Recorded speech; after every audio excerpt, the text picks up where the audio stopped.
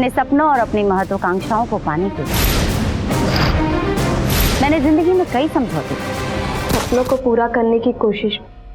पापा, पापा मिठाई खाओ जल्दी। जहाँ मैंने कुछ पाया वहीं मैंने अपना सब कुछ खो दिया।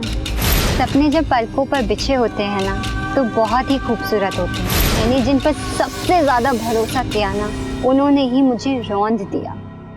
अच्छी तरह से जानती हूँ कि आपका सपना छोटा हो या बड़ा, उसकी एक कीमत होती है। और मैंने जिंदगी से यही सीखा है कि अगर कुछ पाना है तो बस पाना है, फिर उसकी कोई भी कीमत क्यों ना चुकानी पड़े।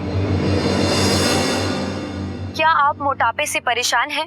क्या इसकी वजह से आपको शर्मिंदा होना पड़ता है? क्या लोग आपका मजाक उड़ाते हैं? तो बस अब बहुत हुआ। अब आपको शर्मिंदा होने की कोई जरूरत नहीं, क्योंकि इंस्टा शेप स्लिमिंग सेंटर में आपकी प्रॉब्लम का 100% सोल्यूशन है, वो भी पूरी गारंटी के साथ। तो फोन उठाएं और कॉल कीजिए और पाएं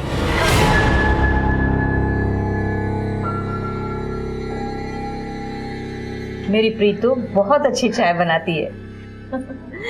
बेटा प्रीतु, चाय तो ले आना। आई मम्मी।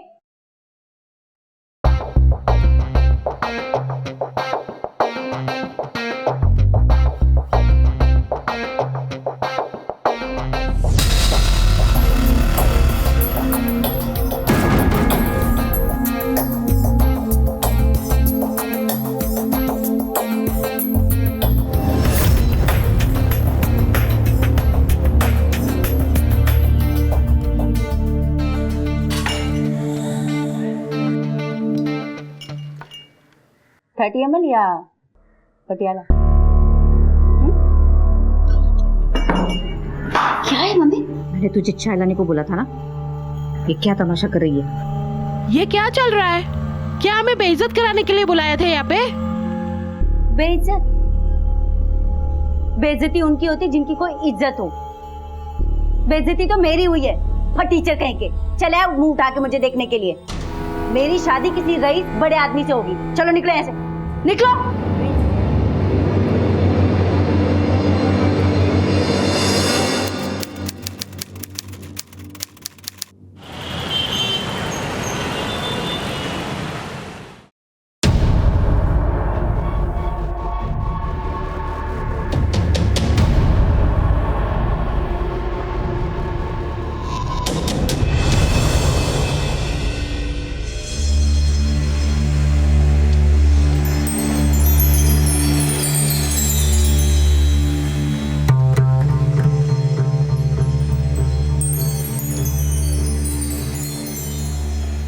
एक बार नजर मार के देख तो लो, कैसी लग रही?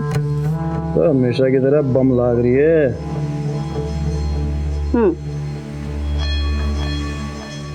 बिना देखे ऐसे कह रही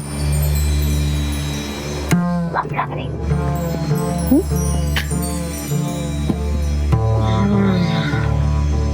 क्या बात है, आज बड़ा मूड में लाग रही है। कुछ चाहिए क्या तुझे? चाहिए नहीं, देने वाली हूँ। बिल्कुल थारे जैसा लौंडा, बाप बनने वाला है। सच? मुझ हमारे प्यार की निशानी मेरे पेट में पड़।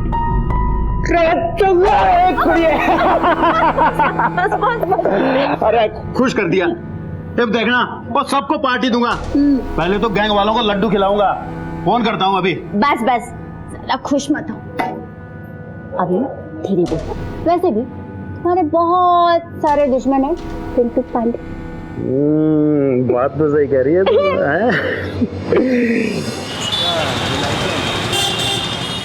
दिन ब दिन जवान होती जा रही है।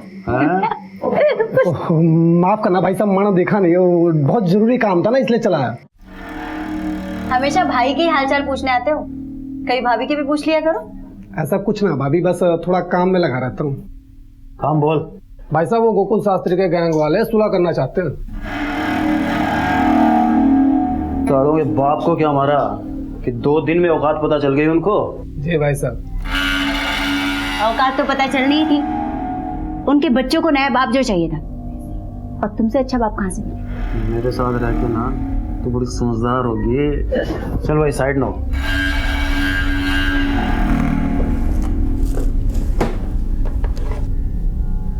अरे प्रीतो, हाँ ये रख, और मैं बच्चों का नामकरण करके आता हूँ।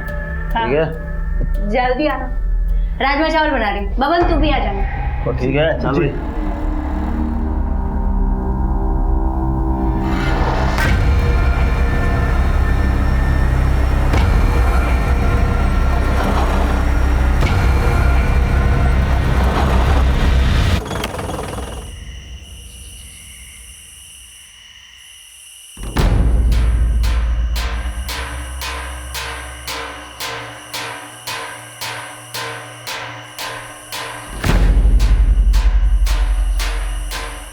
भाई यहाँ तो कोई नजर ही नहीं आ रहा। हाँ भाई साहब। कहाँ है तेरे गोकुल शास्त्री के आदमी? फोन लगा थाना को।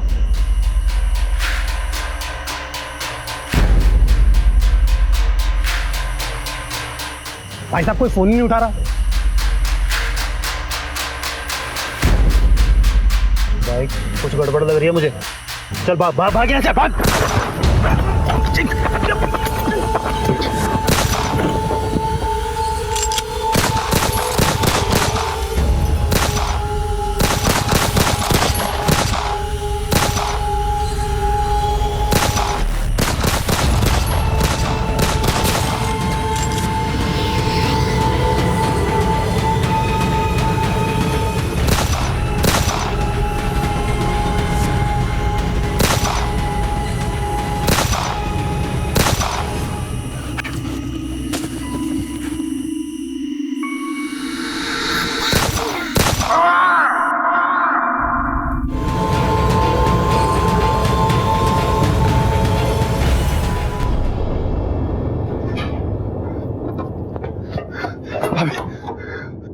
पुलिस ने पिंटू भाई को गोली मार दी। मैं बहुत मुश्किल से अपनी जान बचा के निकला हूं। किसी कमीने ने मुखबरी कर दी साहब। भाभी अभी हमें यहाँ से निकलना पड़ेगा। गोकुल के गैंग वाले हमें हर जगह ढूंढ रहे हैं और पुलिस भी कभी भी यहाँ पहुंचती होगी।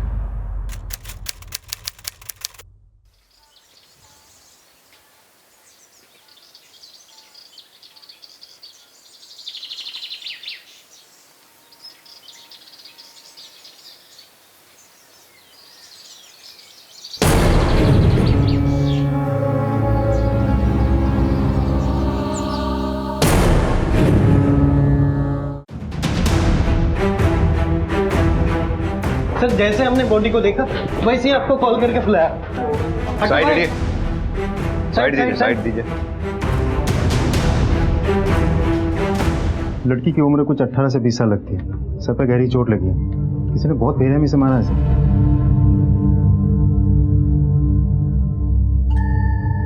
मुझे एरिया सील करवा पड़ेगा। सर ये लड़की यहीं रहती थी? जी सर, शर्मा जी की बेटी नंदनी है, फ्लैट नंबर 204 में रहती है। अच्छा, तुमने जब डेड बॉडी को लिफ्ट में देखा तो लिफ्ट में कोई और भी था या किसी को आते जाते देखा हो? नहीं सर। विजय, या तो इस लड़की के ऊपर हमला इस लिफ्ट में ही हुआ है या फिर ये हमलावर से बचने के लिए लिफ्ट की तरफ भागी है। विजय, बॉडी को पोस्टमार्टम के लिए भिजवा दो। सपन सर, लड़की की फैमिली की डिटेल्स लेके उसकी फैमिली को इन्फॉर्म कर दो। Okay sir. आओ विजय। सर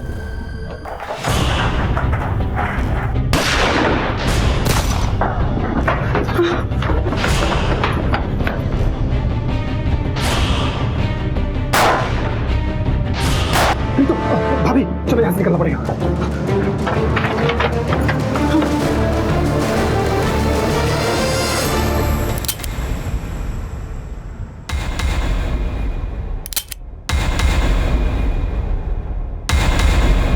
देख, अगर तूने हमें मार दिया ना तो तुझे कुछ नहीं मिलेगा, लेकिन अगर तुमने हमें जिंदा छोड़ दिया तो तुम्हें बहुत कुछ मिल सकता है।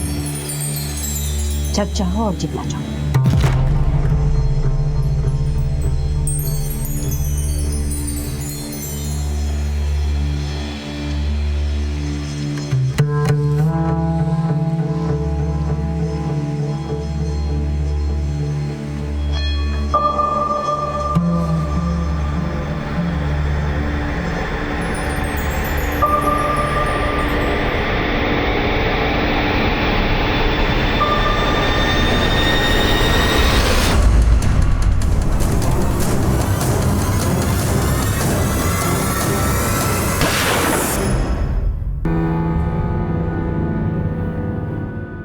क्या हुआ ऐसे क्यों बोल रही? जान है तो जान।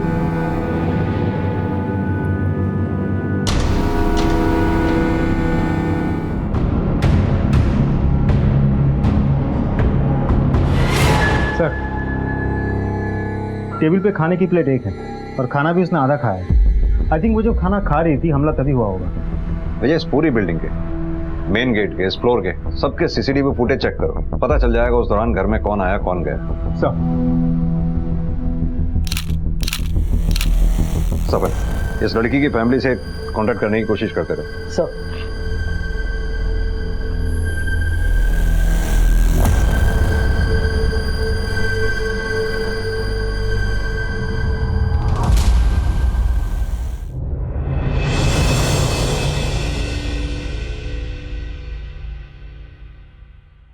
थैंक यू भाई।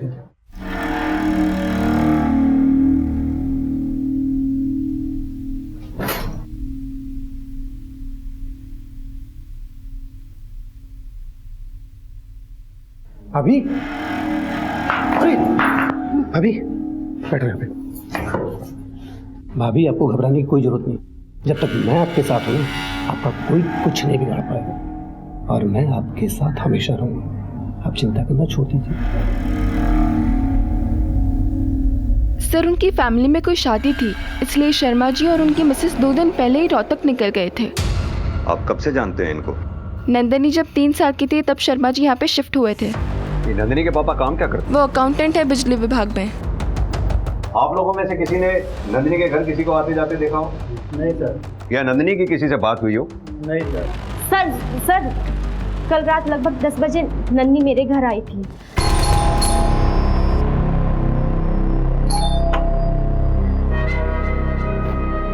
अरे नंदिनी, सॉरी दीदी इतनी रात को आपको डिस्टर्ब किया। वो मेरे पास सुबह सैलेड के लिए खीरा नहीं है, अगर आपके पास है तो दे दीजिए ना प्लीज। हाँ मैं लाती हूँ। सर इतनी प्यारी और जोली नेचर की लड़की के साथ ऐसा कुछ हो सकता है? मुझे तो यकीन ही नहीं हो रहा है।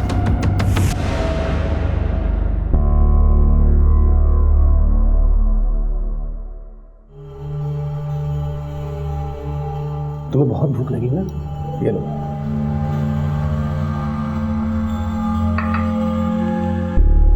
तो मेरा कितना ध्यान रखता है ना।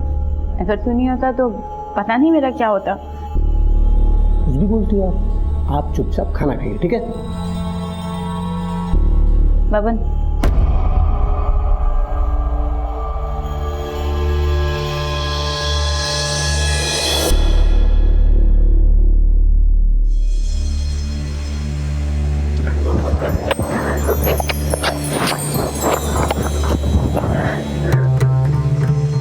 अब मैं तेरी भाभी नहीं और मैं अच्छे से जानती हूँ तो हमेशा से मुझे पसंद करता। भाभी तो सिर्फ मजबूरी में बोलता था, तेरे से तो मुझे हमेशा अपनी प्रीतो मानता था ना। क्या हुआ, इतना घबरा क्यों रहा? कभी मैं भी तुझे हमेशा से पसंद करती पर कभी कभी कह नहीं पाई। लेकिन आज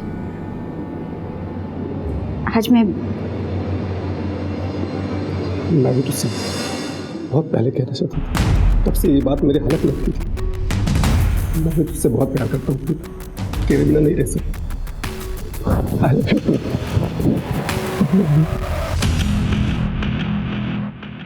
सर, नंदिनी के घर के फुटेज ये देखिए सर। ये फुटेज मैंने एक बार नहीं बल्कि कई बार बहुत ध्यान से चेक किया। रात भर नंदिनी के घर पे ना कोई आया ना गया। ऐसा कैसे हो सकता है विजय? कहीं ऐसा तो नहीं जिसे हम सीसीटीवी फुटेज में ढूंढ रहे हैं वो घर में किसी और रास्ते से अंदर घुसा हो, जैसे पाइप से चढ़ के या खिड़की के जरिए? नहीं सर, पॉसिबल ही नहीं। मैंने बहुत अच्छे से चेक किया था। हर खिड़की के बाहर ग्रिल लगी हुई है। अगर कोई पाइप चढ़ के ऊपर आ भी जाता तो ग्रिल लगे हैं, इसकी वजह से वो अंदर नहीं जा पाता। अंदर जाने के लिए एक ही दरवाजा है, वो है मेन डोर। अब सवाल ये उठता है कि वो जो कोई भी था घर में घुसा कैसे? सर, नंदिनी के माँ पापा गए।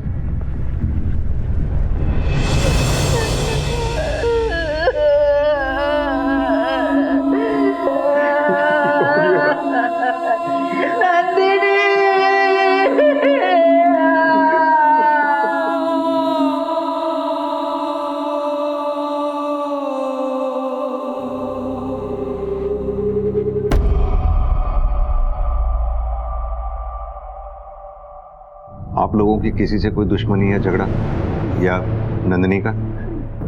सीधे साधे लोग हैं हम सर, हम किसी से क्या बैर लेंगे और किसी को हमसे क्या दुश्मनी रखी। देखिए, ऐसा भी तो हो सकता है कि नंदिनी जहाँ काम करती थी वहाँ किसी के साथ कोई झगड़ा हुआ हो। नहीं सर, ऐसा कुछ नहीं था। अभी 6 महीने ही उसकी नौकरी लगी थी। पापा पापा मिठाई खाओ। क्या होता है? अरे खाओ तो। मम्मा आप भी खाओ।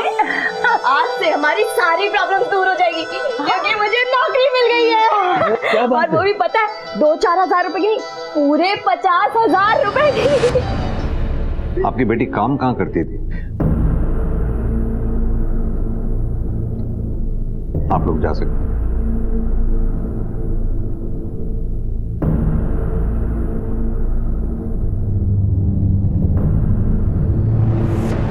विजय, कुछ तो जरूर हुआ होगा जिस वजह से नंदिनी की जान गई, उसका इतनी बेरहमी से कत्ल हुआ। एक काम करो, नंदिनी के सारे दोस्तों से पूछताछ करो, पता करो क्या नंदिनी के माँ बाप वाकई उस दिन शादी में गए थे। सर, आपको लगता है इसमें नंदिनी के माँ बाप का हाथ हो सकता है? फिलहाल तो कुछ भी नहीं कहा जा सकता, लेकिन हमें हर एंगल चेक करना होगा, कुछ भी छूटना नहीं चाहिए। सर, पुलिस ने नंदिनी की मौत से जुड़े हर पहलू को जांचना शुरू किया, लेकिन उनको कोई ठोस दलील नहीं मिल रही थी। अब तक की मिली जानकारी से इतना तो साफ था कि नंदिनी की जिंदगी में कुछ तो रहस्यमय चल रहा था। पुलिस हर सबूत और बयान का बारीकी से मुआयना कर रही थी। सर, हमने नंदिनी के दोस्तों से, फैमिली से, आस पड़ोस वालों से पूछताछ की, लेकिन हमें ऐसा कुछ भी नहीं मिला जिससे हम किसी पे शक कर सकें। उसका किसी के साथ कोई अफेयर भी नहीं था। सर, जब से उसने वजन कम किया था उसको मेकअप का और कपड़ों का नया शौक चढ़ा था। बाकी सब कुछ पहले जैसे ही चल रहा था। और मैंने उसके माँ बाप के बारे में पता किया, वो लोग शादी में वाकई रोहतक गए। विजय, ये नंदिनी जहाँ काम करती थी वहाँ इंक्वायरी करो, शायद वहाँ से कोई इन्फॉर्मेशन मिले। सर, नंदिनी शर्मा की पोस्टमार्टम रिपोर्ट आ गई।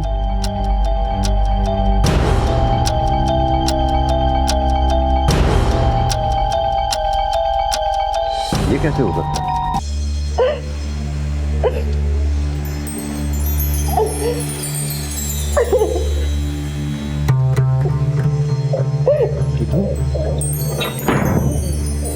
क्या हुआ तुझे? क्यों रो रही है? बोलना तो क्या हुआ? बोल जी, क्या हुआ? क्यों रो रही है?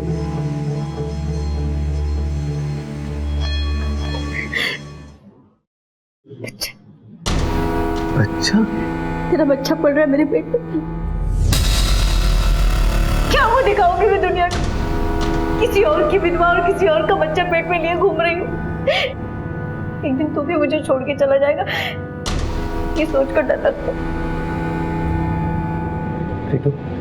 देख मेरी बात सुन, मेरे पर भरोसा, मैं तुझे और अपने बच्चे को छोड़ के कहीं नहीं जाऊंगा।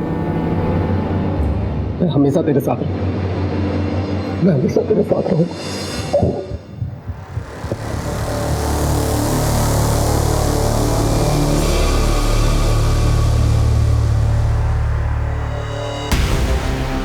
हमारे प्यार के निशान, हमारे प्यार की निशानी मेरे पेट में पड़ गई। तो मेरी प्रीतो। क्या डॉक्टर, कोई ऐसा क्यों करेगा? और नंदिनी ऐसा क्यों करेगी? अपने आप को ऐसे घाव कोई क्यों देगा जिससे उसकी मौत हो जाए? ये देखिए सर, नंदिनी के सर पे जो चोट है और दीवार पर जो खून के धब्बों के निशान हमें मिले हैं, वो दोनों आपस में मैच करते हैं। सर, बात यह है कि जो इंजरीज हैं वो मेनली फोरहेड पे हैं, जो तभी होता है जब इंसान अपना सर खुद दीवार पर मारता है, और अगर कोई अटैकर होता तो इंजरीज स्कल पर भी होते। यानी कि नंदिनी ने अपना सिर खुद दीवार से पटका। हमारी इंक्वायरी में जहाँ तक हमें पता चला है, नंदिनी ऐसी लड़की नहीं थी कि वो आत्महत्या कर ले, और ना ही उसे कोई दिमागी बीमारी थी। बिल्कुल कर सकता है सर, इन मेडिकल ड्रग्स की वजह से। जिस मात्रा में ये नंदिनी के शरीर में पाई गई हैं, उस हालत में इंसान कुछ भी कर सकता है। सर, नंदिनी के माँ बाप ने हमें नंदिनी का जो विजिटिंग कार्ड दिया था वो तो फेक है। उस नाम की कोई कंपनी है ही नहीं, और उस एड्रेस पे जो बिल्डिंग का नाम लिखा था वो तो खंडर बन चुकी है। और नंदिनी ऐसा कर क्यों रही थी? अपने माँ बाप से झूठ क्यों बोल रही थी? उसका तो कोई अफेयर भी नहीं था जिसे छुपाने के लिए वो ऐसा करे। क्या नंदिनी दोहरी जिंदगी जी रही थी? विजय, काम करो, इस नंदिनी की सारी इंफॉर्मेशन निकालो। कहाँ जाती थी, किससे मिलती थी, अकाउंट डिटेल्स वगैरह वगैरह। मुझे लगता है कहीं कुछ ऐसा है जो अभी तक हमारे सामने नहीं आया। नंदिनी को कोई नशे की लत नहीं थी सर, आप उसे बदनाम कर रहे हो। देखिए, हम उसे बदनाम नहीं कर रहे। ये नंदिनी की पोस्टमार्टम रिपोर्ट है, जिससे साफ साफ जाहिर होता है कि नंदिनी के शरीर में भारी मात्रा में ड्रग्स मिले। देखिए, बच्चे जब बड़े हो जाते हैं बहुत सी बातें अपने माँ बाप से छुपाने लगते हैं। हो सकता है नंदिनी ने ये नशे की बात भी आप लोगों से छुपाई हो, जिसकी वजह से उसकी जान गई। अब हमें पता ये करना है कि नंदिनी को ये मेडिकल ड्रग्स कहां से मिले जिनकी उसे लत लगी थी। और तो और नंदिनी के ऑफिस का जो आपने विजिटिंग कार्ड हमें दिया था उसका एड्रेस भी फेक है, ना तो उस नाम की कोई कंपनी और ना ही कोई बिल्डिंग। आपको जरूर कुछ गलतफहमी हुई है।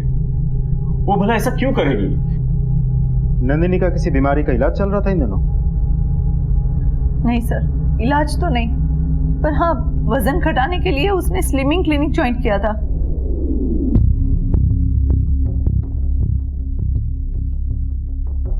बारह किलो वजन कम होने के बाद 6 महीने पहले ही उसने वो छोड़ दिया। उसके बाद उसे नई नौकरी मिली थी। नाम क्या है उस क्लिनिक का? Insta chef weight loss clinic. Nandini बचपन से थोड़ी मोटी थी, लेकिन बड़े होते होते उसे इस मोटापे से टेंशन होने लगी। कोई उस पर हंसता तो कोई उसको टोकता, वो बहुत दुखी हो जाती थी। सर, ये रही मेरी नंदिनी की तस्वीर। क्लिनिक जाने के बाद उसका वजन तेजी से घटने लगा। वो उसे कुछ दवाइयां देते थे जिससे उसका वजन घट रहा था। स्लिमिंग सेंटर ज्वाइन करने के बाद क्या आपने नंदिनी में वजन घटाने के अलावा कोई और चेंज नोटिस किया था? नहीं सर, वजन कम होने के बाद नंदिनी बहुत खुश थी, नए फ्रेंड्स बना रही थी, फ्रेंड्स के साथ बाहर जा रही थी। बट हाँ, थोड़ी सी चिड़चिड़ी हो गई थी। कॉन्फिडेंस बहुत बढ़ गया था उसका, लेकिन साथ ही उसका मूड स्विंग्स भी बढ़ने लगे था।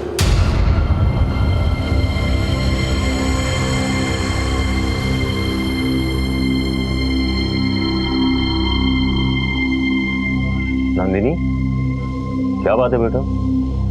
चुपचाप बैठो अकेले यहाँ। कोई परेशानी हो तो अपने पापा को बताओ। नंदिनी, मेरे चुप बैठने का मतलब ये बिल्कुल नहीं है कि मैं परेशान हूँ। अरे 2 मिनट शांति से बैठने दो ना मुझे कोई।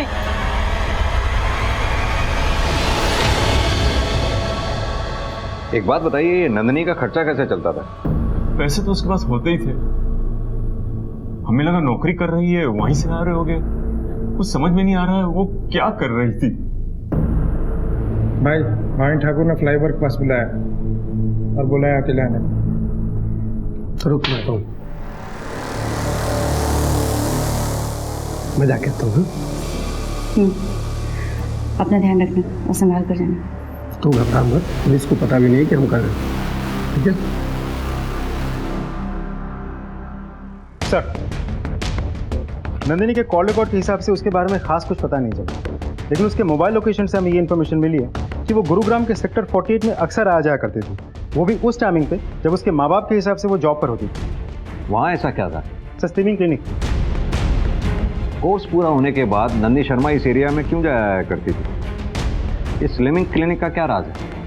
सर, इस क्लिनिक के बारे में खास कुछ तो पता नहीं चला, लेकिन इतना पता चला है कि ये कंपनी 5 साल पुरानी है और दिल्ली एनसीआर में कुल मिला के 12 ब्रांचेस हैं और सारे के सारे ब्रांचेस बहुत अच्छा बिजनेस कर रही है। और हाँ सर, नंदिनी शर्मा के फाइनेंशियल डिटेल्स। सर, इसके हिसाब से नंदिनी की कोई फिक्स सैलरी नहीं थी, लेकिन फिर भी हर महीने 40 से 60 हज़ार रुपये कैश उसके अकाउंट में डिपॉजिट हो जाते थे। विजय, होना हो इस नंदिनी शर्मा का कोई ना कोई राज इस स्लिमिंग क्लिनिक से जुड़ा होता है।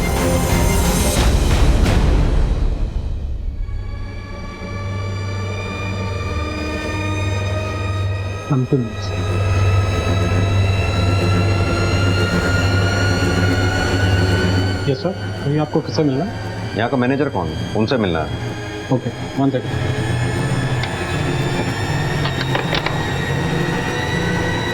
तुम ही रुको।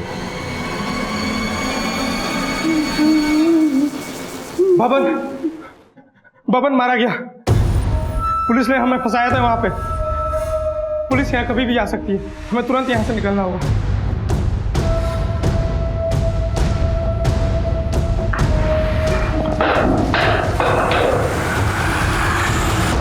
क्या दिक्कत है तेरी? क्या चाहता है तू? क्यों मुझे चैन से नहीं जीने देता? जब भी खुश होती हूँ, जब भी कुछ अच्छा होता है, सब खत्म कर देता है। मुझे जीने का हक नहीं है क्या? क्यों मुझे चैन से नहीं जीने देता?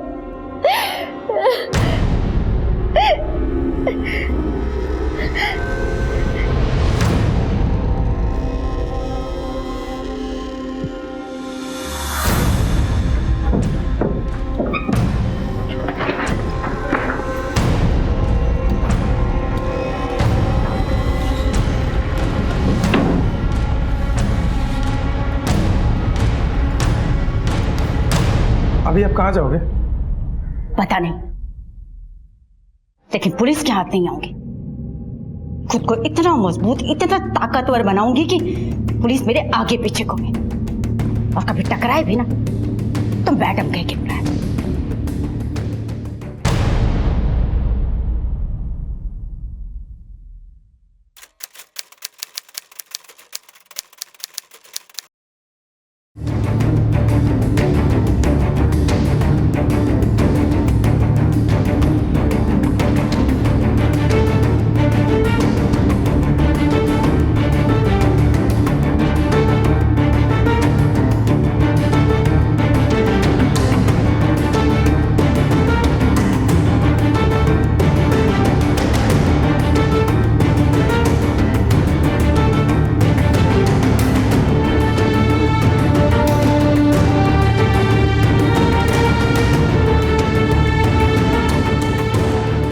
बुजुर्गों के लिए घर दान करके मैं उन पर कोई एहसान नहीं करता,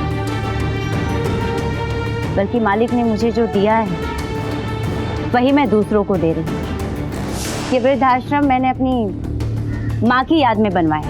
उनके आदर्श और वसूलों का मैं पालन करती और आगे भी करती रहूँ।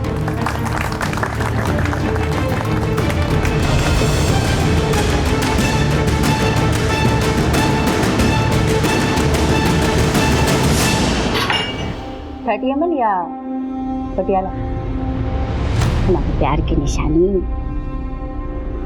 मेरे पेट में। ये रख, और मैं बच्चों का नामकरण करके आता हूँ। पुलिस ने पिंटू भाई को गोली मार दी।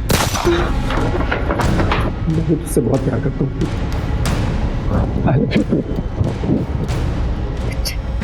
तेरा बच्चा पड़ रहा है मेरे पेट में। बबन मारा गया, पुलिस ने हमें फंसाया था वहां पे। पुलिस यहाँ कभी भी आ सकती है। पुलिस के हाथ नहीं आऊंगी।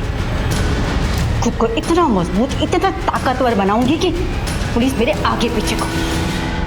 कल तक पुलिस से मुंह छुपाए फिर रही प्रीत आज इस मकाम तक कैसे पहुंची? उसका कद इतना बुलंद कैसे हो गया? नंदिनी की मौत की तफ्तीश कर रही पुलिस टीम ने अब एक नया पैंतरा आजमाया। अब इंतजार था किसी ठोस सबूत के हाथ लगने का। Hello sir, my self Priyanka Nath. How may I help you? हमें नंदी शर्मा के बारे में आपसे कुछ बात करनी थी। 6 महीने पहले पेशेंट थी वो आपकी। Please have a seat. जब नंदिनी के बारे में सुना तो बहुत बुरा लगा। मेरा तो दिल ही बैठ गया था जब मुझे पता चला। हमने तो उसके घर पे कंडोलेंस हैम्पर भी भेजा था। एक बात बताइए, वजन घटाने के लिए आप अपने पेशेंट्स को लाइसेंस पिल्स देते हैं? पिल्स? नहीं तो, हम तो उन्हें मल्टीविटामिन देते हैं। बल्कि ये पिल्स के तरीके तो हम उन्हें सजेस्ट भी नहीं करते, क्योंकि जितनी जल्दी इससे वेट लॉस होता है उतनी ही जल्दी वापस बढ़ता भी है। हम एकदम साइंटिफिक तरीके से ट्रीटमेंट करते हैं। आइए मैं आपको दिखाता हूँ।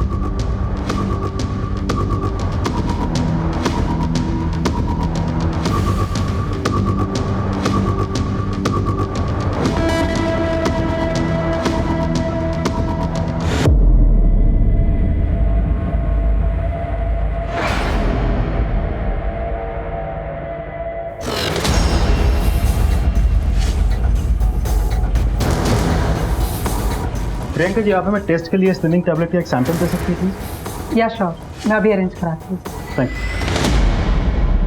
मुझे क्लिनिक से रिलेटेड ऐसी कोई भी चीज हमारे हाथ नहीं लगी जिससे यह साबित हो कि क्लिनिक में कुछ गड़बड़ थी। सर, नंदिनी के मोबाइल लोकेशन के हिसाब से वो गुरुग्राम के सेक्टर 48 में अक्सर जाती थी, और ये क्लिनिक भी तो सेक्टर 48 में है। लेकिन इससे यह तो साबित नहीं होता कि वो गुरुग्राम के सेक्टर 48 में क्लिनिक में ही जाती थी। ये भी तो हो सकता है वो सेक्टर 48 में अपने किसी दोस्त के यहाँ जाती है। रही बात पैसों की जो उसके अकाउंट में डिपॉजिट होते थे, हो सकता है वो ड्रग पेडलिंग से रिलेटेड हो, तभी उसने उस दौरान पार्टीज में आना जाना शुरू कर दिया था।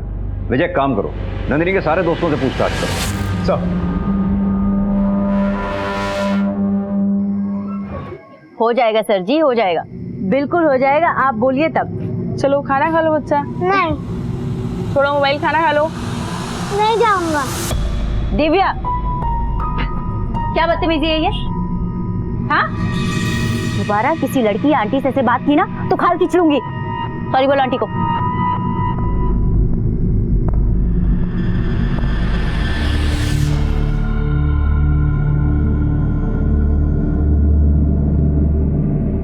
माय गॉड, बहुत सुना है इस क्लिनिक के बारे में। मेरा वजन भी कम हो जाएगा ना? पता है, लोग मुझे फैटी, मोटी, पता नहीं क्या क्या बोल के चढ़ाते हैं। अगर ऐसे ही चलता रहा तो कैसे मेरी शादी होगी? कैसे नहीं होगी तुम्हारी शादी? बिल्कुल होगी। और ये शादी क्या चीज़ है? एक बार हमारे साथ जुड़ने के बाद तुम्हारी भी जिंदगी बदल जाएगी, बाकी लड़कियों की तरह। सच? बिल्कुल।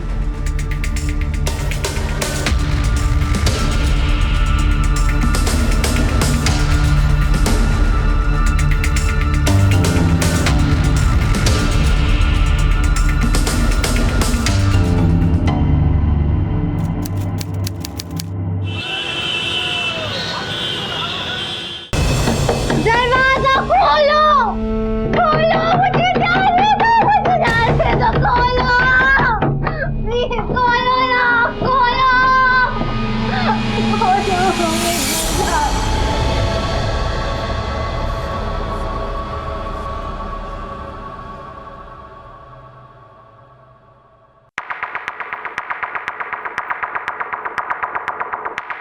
कुछ मिला? नहीं सर, अभी तक तो सब कुछ नॉर्मल लग रहा है, पर एक बात है जो मुझे थोड़ी सी अजीब लगी। वो प्रियंका किसी लड़की से दवाइयाँ खाने की बात कर रही थी और किसी छोटी पंजाबन से मैडम मैडम बोल के पुलिस के आने की बात भी कर रही थी। मैंने पुलिस को समझाकर वापस भेज दिया है। मैडम, छोटी पंजाबन हमारे लिए सिर्फ एक नाम नहीं है, हमारे लिए आइडल है और हम आपके नाम पर कोई आंच नहीं आने देंगे। जी। ओह, आई एम सॉरी। सब ठीक? ठीक, तुम उस पर नजर बना रखो। जी सर। सर,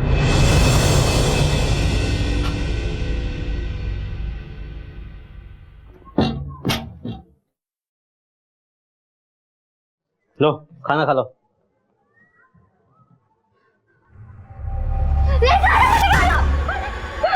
जाने दो ना, प्लीज बाहर जाने दो, जाना है मुझे। सर, प्राची ने जिस छोटी पंजाबन का नाम लिया था वो एक बिजनेस वूमन है, इधर उधर समाज सेवा का काम करती रहती है, लेकिन उसके खिलाफ खास कुछ पता नहीं चला। विजय, भूतों का भी पास्ट होता है, ये तो फिर भी एक इंसान है। इस छोटी पंजाबन का कोई तो बैकग्राउंड होगा। सर, इस छोटी पंजाबन के बारे में सिर्फ इतना पता चला है कि कुछ साल पहले रोहतक पुलिस इसे ढूंढ रही थी। कुछ पेंडिंग केसेस थे इसके खिलाफ, लेकिन कभी ढूंढ नहीं पाए। सर, ये भी पता चला है कि ये case inspector Alok Sharma investigate कर रहे थे, लेकिन ये माना जाता है कि दबाव की वजह से ये केस वो सॉल्व नहीं कर पाए। ये इंस्पेक्टर आलोक शर्मा से कांटेक्ट करो। सर। क्या छोटी गैंगस्टर थी? हाँ, शुरू से ही सस्पेक्ट थी, लेकिन उसके खिलाफ कभी कोई सबूत नहीं मिला, और जब तक ये केस आगे बढ़ता वो कहीं अंडरग्राउंड थी। उसे काफी टाइम के बाद मैंने एक बार न्यूज़पेपर में उसकी फोटो देखी, अच्छा खासा नाम बड़ा करके वो सामने आई। मैंने उस वक्त भी उसकी फाइल रीओपन करने की कोशिश की, लेकिन कोई फायदा नहीं, बड़ा कद हो गया उसका, ऊपर के लोगों की पहचान है उसकी। अब तो इस छोटी पे हाथ डालना और भी मुश्किल होगा, उसके खिलाफ कहीं कुछ सबूत नहीं। जहां तक मैं समझता हूं कि अगर वो स्लिमिंग क्लिनिक में इन्वॉल्व है तो कुछ न कुछ गोरख धंधा जरूर चल रहा है, लेकिन फिर भी उस तक पहुंचने के लिए हमें सबूत तो चाहिए। अगर छोटी ने अपना नाम और पहचान इलीगल तरीके से बदली है तो ये भी एक क्राइम है, और ये बात अगर हम साबित कर पाएं तो उस तक पहुंचा जा सकता है। एक इंसान है जो हमारी मदद कर सकता है, आप उसे लेके जाइए, सब सच सामने आ जाएगा।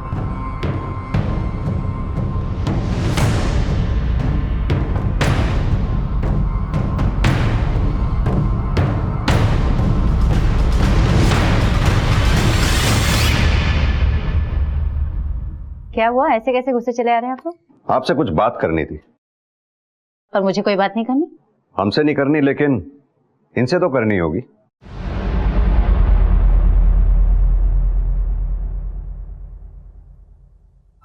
ये क्या तमाशा कर रही है? मेरी शादी किसी रईस बड़े आदमी से होगी।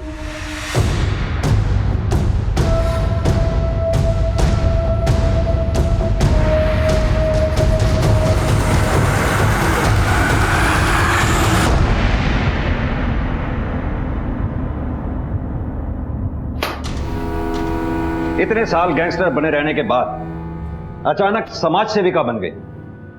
कमाल का हृदय परिवर्तन है, नहीं? पहले पिंटो के साथ, फिर बब्बन के साथ, फिर अचानक अंडरग्राउंड। अब इतने सालों बाद गुरुग्राम में समाज सेविका और बिजनेस वुमन बनकर बाहर आई। कहां से आया इतना पैसा? क्या गोरख धंधा चल रहा है उस स्लिमिंग क्लिनिक में? क्या लेना देना है तुम्हारा उससे? अगर मैं गैंगस्टर तो आप पुलिस वाले, आप लोग क्या है? क्लिनिक से जुड़ी एक लड़की ने अपनी जान ले ली है। उसके शरीर से हमें हेवी मात्रा में ड्रग्स मिले हैं। कुछ रोशनी डाल सकती है आप? क्लिनिक में 50 लड़कियां आती हैं सर, वो बाहर जाकर क्या गुल खिलाती है उससे मेरा क्या लेना देना? और रही बात आपके सवालों की, तो उसके जवाब देना ना तो मैं जरूरी समझती हूँ और ना ही वो मेरी मजबूरी है। लेकिन हमारे लिए जरूरी है, क्योंकि ये बात तुम बहुत अच्छी तरह से जानती हो कि हम अगर अपने पे आ गए तो सच उगलवा ही लेते हैं। 4 घंटे हैं तेरे पास सोचने के लिए। सोच लो, मर्जी से बोलोगी या आओ भगत करा के?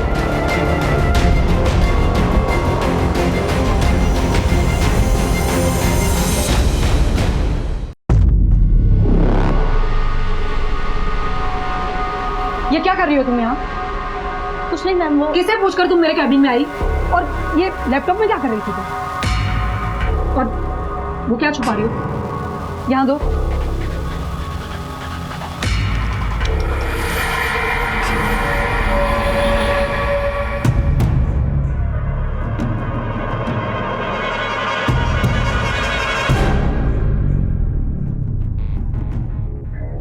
ये पुलिस वाले ना तो उस समय मेरा कुछ बिगाड़ पाए थे, ना अब बिगाड़ पाएंगे।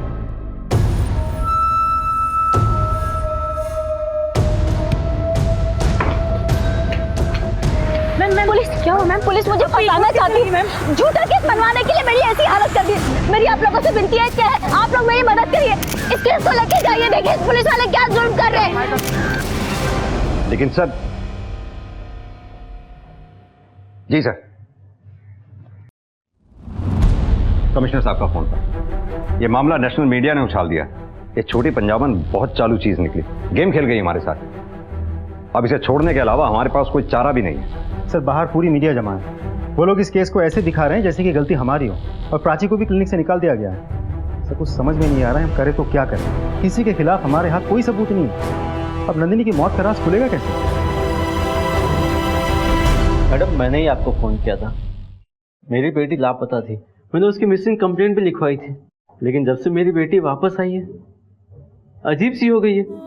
वो हमेशा ड्रग्स के लिए परेशान रहती है। मैंने बहुत कोशिश की उसकी ड्रग्स की लत छुड़ाने की, लेकिन कोई फ़ायदा नहीं हुआ। मेडिकल रिपोर्ट से पता चला है कि तुम्हारे ब्लड में कुछ ड्रग्स के ट्रेसेस पाए गए हैं, और तुम्हारे पापा का कहना है कि तुम्हारी ड्रग्स की लत छुड़वाने के लिए उन्होंने तुम्हें कमरे में बंद करके रखा था। क्या ये सच है? ये ड्रग्स की लत तुम्हें कैसे लगी? कौन देता था तुम्हें ये ड्रग्स?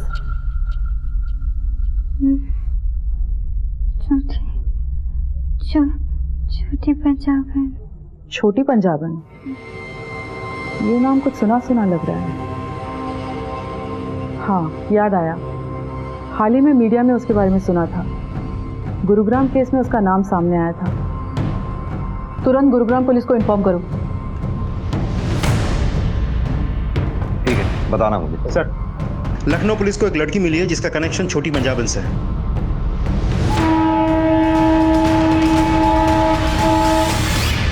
कुछ साल पहले मैं अपने बॉयफ्रेंड के साथ भाग गई थी, क्योंकि मुझे पता था पापा नहीं मानेंगे। उन्हें वो बिल्कुल पसंद नहीं था, और पापा सही भी थे मैम। वो मुझे भगा कर ले गया और मुझे छोटी पंजाबन को बेच दिया उसने मुझे एक कमरे में बंद करके रखा और मुझसे जबरदस्ती धंधा कराने लगी। क्या हुआ? अरे पगली, तुझे मालूम नहीं इस धंधे में ना पैसा ही पैसा है। दर्द होता है ना, चल ये ले। कुछ दिन दवाई खा के काम चला ले, तो धीरे धीरे आगे बढ़ जाए। ले ले ले। दवाई के नाम पे मुझे ड्रग्स की लत लगा दी। मैं बुरी तरह से फंस चुकी थी। दिन रात मैं वहाँ से बस भागने की प्लानिंग करती रहती थी, और जैसे ही मुझे वो मौका मिला मैं फौरन वहाँ से भाग के पापा के पास आ गई। लेकिन उस ड्रग्स की लत ने मेरा पीछा नहीं छोड़ा। स्वाति, इस छोटी पंजाबन के गले का फांसी का फंदा तैयार करने का समय आ गया है। फांसी का फंदा मेरी जूती से? लड़कियां ये सब अपनी मर्जी से भी तो करती हैं सर। मैंने इसमें क्या नया कर लिया? उनका इस्तेमाल पैसे कमाने के लिए किया, और हाँ, बड़ी ईमानदारी से उन सब का हिस्सा उन्हें दिया। मुझे नौकरी मिल गई है, पूरे 50,000 रुपए की। वैसे भी लड़कियां हमेशा दूसरों का सहारा ढूंढती रहती है, रोते धोते रहती है। मैंने तो उन्हें समझाया कि बेवकूफ लड़कियों, तुम्हारे पास तुम्हारा खुद का बहुत कुछ है, क्यों किसी और के लिए रोना? और इस मिशन में तू नंदनी, रितु और न जाने ऐसी कितनी लड़कियों की खरीद फरोख्त की, उन्हें नशे की आदत डाली ताकि तेरे और दलालों के चंगुल में फंसी रहे। धंधा कोई भी हो सकता, खरीदना बेचना तो पड़ता ही। और नंदिनी ने भी कुछ कम पैसे नहीं बनाए। जब नहीं झेल पाई तो मर गई। मैंने थोड़ी ना मारा उसे। कितनी लड़कियों की जिंदगी बर्बाद कर दी है तुमने, इस बात का एहसास है तुम्हें? मैंने किसी के साथ जोर जबरदस्ती नहीं की सर। और मैंने नया क्या किया है? अब माल की डिमांड आएगी तो पूरी तो करनी पड़ेगी ना। किसी को 16 की चाहिए तो 30 की तो नहीं दे सकती ना। अब जिस फ्लो से अब तक इतनी बातें कही हैं, उसी फ्लो में सच भी बोल दे, वरना इसका हाथ अगर अपने फ्लो में चला तो कोई भी ड्रग तेरा दर्द कम नहीं कर पाएगी। पिंटू की डायरी से मुझे बहुत से बड़े बड़े नेताओं और बिजनेसमैन के बहुत सारे छिपे हुए राज। मैंने उन्हें धमकाकर अपने लिए एक नया नाम और पैसा इकट्ठा किया। जगह जगह पर मेरी क्लिनिक चलती है सर। बहुत सी लड़कियां आती जाती, उनमें से मुझे जो पसंद आती थी लगता था कि अच्छी है, अच्छे पैसे मिलेंगे। उन्हें लालच देकर मैं अपने धंधे में ले लेती थी। और यकीन मानिए सर, उसके लिए मुझे बहुत ज्यादा मेहनत नहीं करनी पड़ती थी। बहुत सी तो ऐसे ही रोते धोते आ जाती थी खुद ही। अच्छा हुआ तूने खुद सच बोल दिया। अब तेरे उन्हीं आकाओं को तेरे साथ यहीं सलाखों के पीछे बंद करेंगे।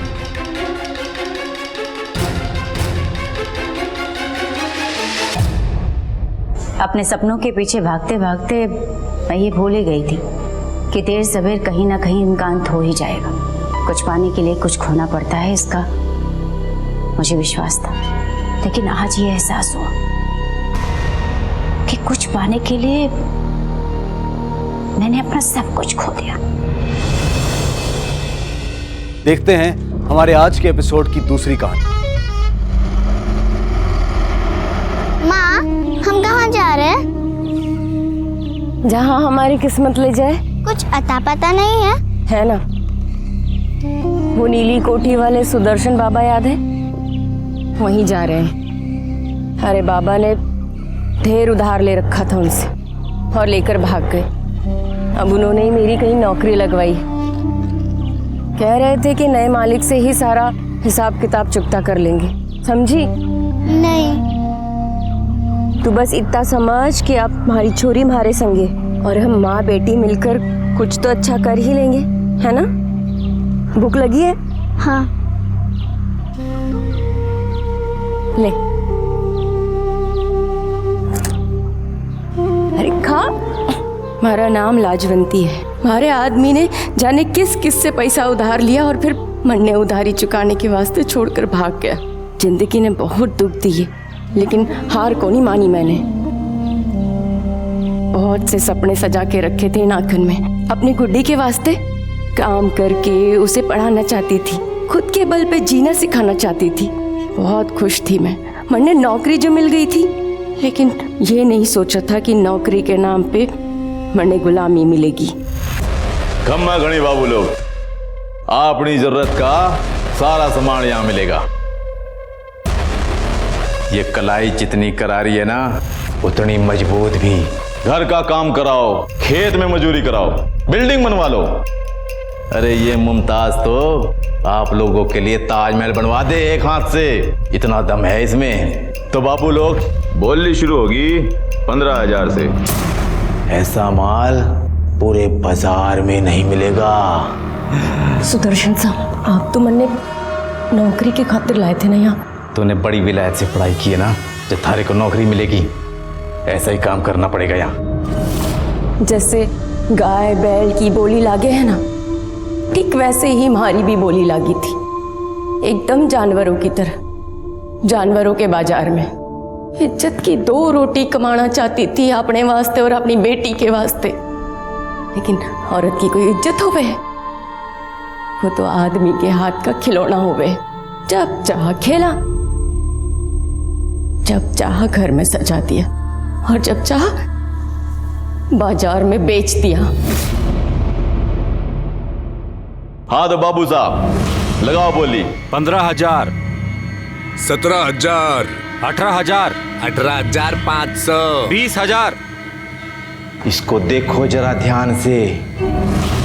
दिन भर सारा घर का काम करेगी और सारी रात हाय हाय इसके हाथों की मालिश। उतना पैसा बोलो। 22,000 से 1 पैसा ज्यादा नहीं है इसका। अरे भाया, ये मिठो जलेबी के साथ रबड़ी भी है। बैठो आराम से लेके आता हूं। आजा। हाँ तो बाबू साहब, ये रही आपकी रबड़ी। मिठो जलेबी के साथ ये रबड़ी बिल्कुल मुफ्त, फ्री फ्री फ्री। माँ बाहर का काम करेगी और बेटी घर का। सुदर्शन साहब, हमारी चोरी की बात कौन हुई थी? बावरी हो गई के 15,000 दिए थारे। लगाओ बोली। 35,000, 35,000 1,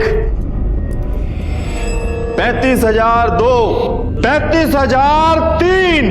लो बाबू, पैसा जमा करो, ले जाओ अपना माल। जा लेके जा। हाँ बाबू साहब, ये आया नया माल। हिंदुस्तान में गुलामी प्रथा का कहीं कोई जिक्र नहीं मिलता और बंधुआ मजदूरी भी 1975 में खत्म कर दी गई थी। लेकिन सन 1981 में अश्वनी सरीन नाम के एक जाने माने पत्रकार ने कमला नाम की औरत को खरीदकर दुनिया के सामने एक दर्दनाक व्यवसाय का पर्दाफाश किया था। माँ, मुझे डर लग रहा है। वो चाचू ठीक नहीं थे। तू क्यों डर रही है? थारी माँ है ना थारे संग, कुछ नहीं होगा। 2016 में किए गए विश्वव्यापी सर्वे के अनुसार हिंदुस्तान में 1,83,00,000 लोगों को किसी न किसी तरह से गुलाम बनाकर रखा गया है। इनमें से बहुत से बंधुआ मजदूर हैं, बाल श्रमिक हैं, कुछ देह व्यापार या भीख मांगने का काम करते हैं, या फिर कुछ औरतों और बच्चियों की जबरदस्ती शादी की गई है। इन महिलाओं को गैर कानूनी तरीके से अगवा करके, बहला फुसलाकर या उनकी मजबूरी का फायदा उठाकर इनका शोषण किया जाता है। आज की कहानी वैसे ही बाजार से खरीदी गई लाजवंती और उसकी बेटी गुड्डी की है, जो इस आजाद देश में किसी के गुलाम बनने को मजबूर थे।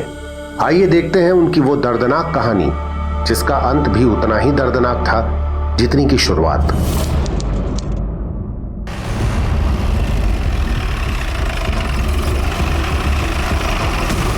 सर, एक बच्चे की डेड बॉडी मिली है। उसकी उम्र करीब 11 साल होगी सर, और सर ऐसा लगता है कि उसे कल ही मारा गया है। बच्चे की पहचान हुई? सर ऐसा कुछ मिला नहीं है जिससे इसकी शिनाख्त हो सके। सबसे पहले किसने देखा? सर एक एनोनिमस कॉल आया था।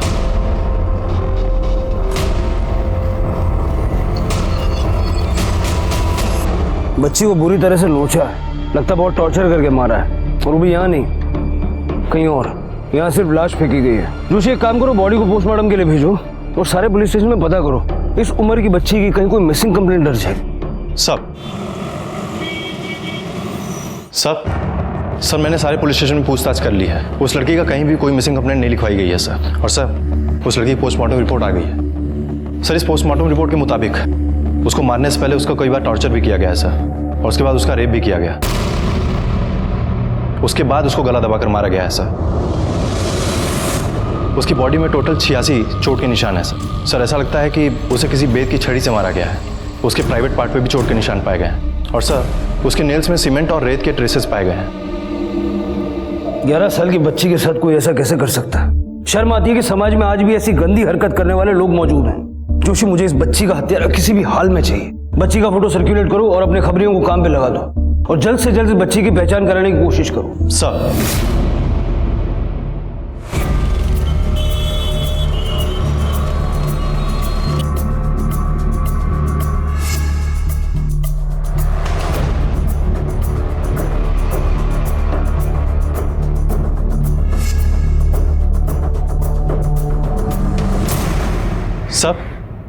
सर हमने उस बच्चे के पोस्टर्स हर जगह लगवा दिए हैं, और अपने खबरी भी काम पे लगे हुए हैं, लेकिन अभी तक हमें उस बच्चे के बारे में कुछ पता नहीं चला है। जोशी, कदाच छोकरी गुजरात नहीं ना हो, कोई बीजा स्टेट में हो। उसके नाखून में सीमेंट और रेती के ट्रेसेस मिले थे, और कपड़ों से भी लेबर क्लास लग रही थी। हो सकता है किसी लेबर की लड़की हो। नक्शो लेना हो सब। गुजरात, राजस्थान, मध्य प्रदेश और महाराष्ट्र से घिरा हुआ है। हो सकता है ये लड़की उनमें से किसी स्टेट से आई हो। सर ज्यादातर लेबर्स राजस्थान और एमपी से आते हैं, वो भी इस ट्राइबल बेल्ट से। जोशी, एक काम करो, सारे कंस्ट्रक्शन साइट्स पे चेक करो।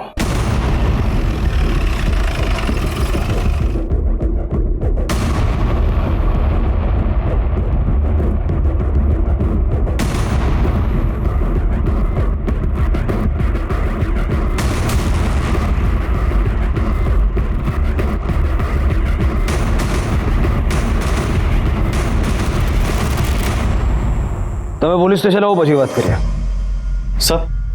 सर सारे छोटे बड़े कंस्ट्रक्शन साइट्स पे हमने पता किया है, लेकिन बच्चे के बारे में कोई क्लू नहीं मिला सर। फिर वो लड़की थी कौन और आई कहां से?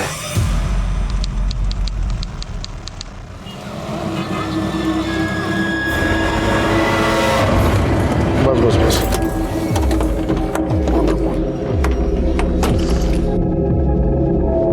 आजा आजा। साहब, ये हम कट्ठे आ गए। अहमदाबाद है ये, यानी गुजरात। आज से तुम दोनों यहीं रहोगे। आओ।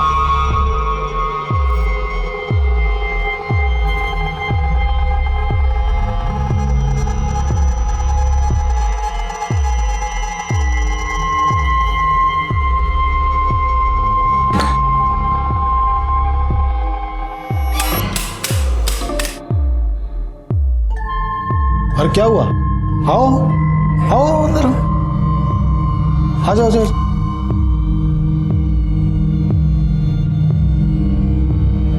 बैठो। देखो ये भाड़े का घर है, आज से तुम दोनों इसी घर में रहोगे। साहब वो आप मारे को क्यों खरीद के लाए हो, मारे को नहीं पता। मैं ऐसी वैसी औरत को नहीं। आप मारे से ऐसा वैसा कोई काम तो नहीं कराओगे ना? नहीं नहीं नहीं, मैं तुमसे कोई ऐसा वैसा काम नहीं कराऊंगा। तुम मेरी कंस्ट्रक्शन साइट पे मजदूरी करोगी। डरो नहीं, ऐसा नौकरी समझो। लेकिन मैं तुम्हें पगार नहीं दूंगा। रहने का, खाने का और भी जो भी खर्चा होगा वो सब तुझे दूंगा मैं। उसके बाद भी जरूरत पड़े तो मुझसे मांग लेना, ठीक है? चलो अभी तुम्हारी जरूरत का सामान लेके आता हूं मैं। बैठो आराम से।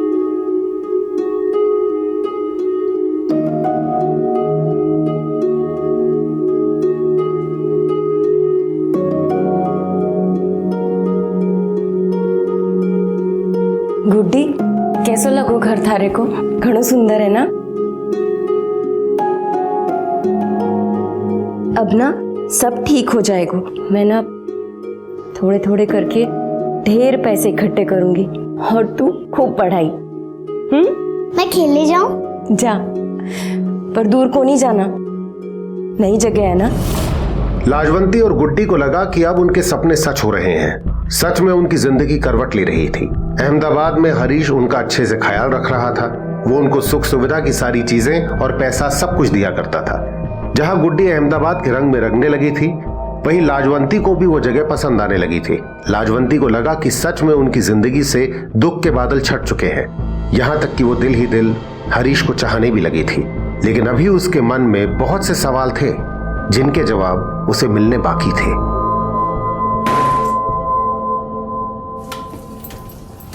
लाजवंती साहब, चलो कुछ पैसे रख लो। नहीं साहब, आप मैंने यहाँ पर साइट पर काम कराने वास्ते लाए थे ना, काम वाम कोई है नहीं और आप मुझे पैसे दे रहे हैं। घर में बैठे बैठे रोटी सेकूं हूँ बस। रोटी सेकना कोई काम नहीं होता क्या? मैं तो यही चाहता हूँ कोई रोटी सेके और प्यार से उसके साथ बैठ के खाऊं। लेकिन साहब, आप तो मैंने साइट पे काम कराने वास्ते लाए थे ना। नहीं, मैं अब तुझसे कोई काम नहीं करवाना चाहता। दुनिया का सारा सुख तुझे देना चाहता हूँ। मैं पसंद करता हूँ तुझे।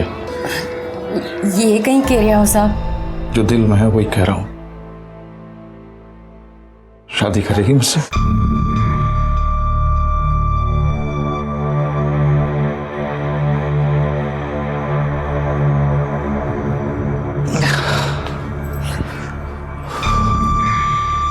बस किसी दिन माँ बाबूजी का अच्छा सा मूड देख के ना उनसे कह दूंगा कि उनके लिए बहू पसंद कर ली है मैंने, और सीधे तुझे ले जाके उनके सामने खड़ा कर दूंगा। बस मुझे थोड़ा सा समय चाहिए, मैं उनकी ना नहीं चाहता। मन्ने तुम्हारे ऊपर पूरा भरोसा है। तुमने तुम्हारे को जीवन पे फिर से भरोसा करना सिखाए हुए। तुम कभी हमारे को धोखा ना दे सको। ये कभी नहीं बावली। अरे गुड्डी खेल रही है? अरे हरीश भाई, हमें आई है बस्ती में कुछ काम था क्या इधर? हाँ, वो अपना कंस्ट्रक्शन साइट के मजदूर यहाँ पे रहते हैं ना। हाँ, रोज मजबत चालू रहता है तो कभी कभी आना पड़ता है। अरे तो बैठो, घर छोड़ देता हूँ। बैठो। नहीं, बाइक है ना, मैं चला जाऊंगा, काम है मेरे को। अरे मेरे लाल, तेरे ये पसीने क्यों छूट रहे हैं? अरे गर्मी है ना तो पसीना छूटेगा, कब कभी थोड़ी छूटेगी। चल निकलता हूँ ना। हाँ।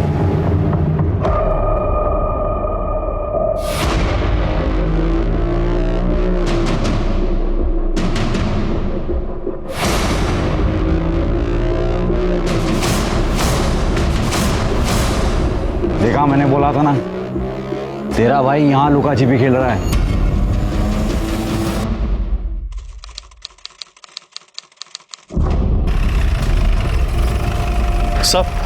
सर, हमने उस बच्चे के 8000 पोस्टर्स एमपी, राजस्थान और आसपास के राज्यों में लगवा दिए हैं, लेकिन अभी तक कोई ऐसा नहीं मिला है जो उसको पहचान सके। तुझी तलाश जारी रखो, मुझे वो कमीना किसी भी हालत में चाहिए। अगर पोस्टर देख के कोई उसे नहीं पहचान पा रहा है तो उस बच्ची की फोटो न्यूज़पेपर में पब्लिश करवाओ। हमें किसी भी हालत में उस आदमी को ढूंढकर सजा दिलवानी है जिसने इस मासूम बच्ची के साथ ये कर्म किया है। बचना नहीं चाहिए। सब 11 साल की बच्ची का बलात्कार करके उसकी निर्मम हत्या कर दी गई है। वो बच्ची कहाँ की रहने वाली थी, कौन थी, हमें इसके बारे में कुछ भी पता नहीं चल पाया। पुलिस का मानना है कि वो लड़की शायद किसी कंस्ट्रक्शन साइट पर काम करने वाले मजदूर की बेटी थी। तो आखिर उस बच्ची का गुनहगार कौन है? वो जिसने उसके साथ बलात्कार करके उसे मार दिया, या फिर ये समाज, या फिर हम जो औरतों और लड़कियों के खिलाफ होने वाले अत्याचार के लिए जिम्मेदार हैं?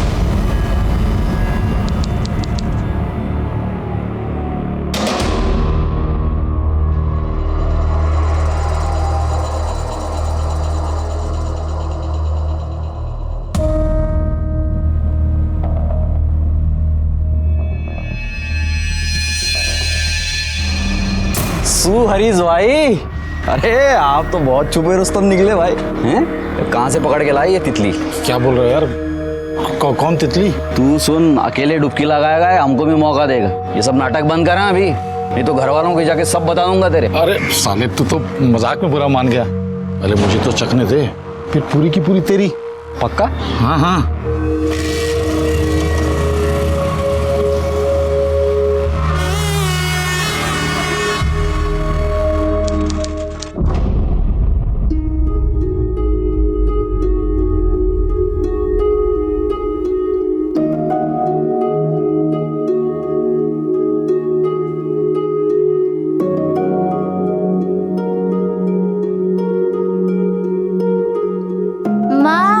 बाबा कहाँ गए?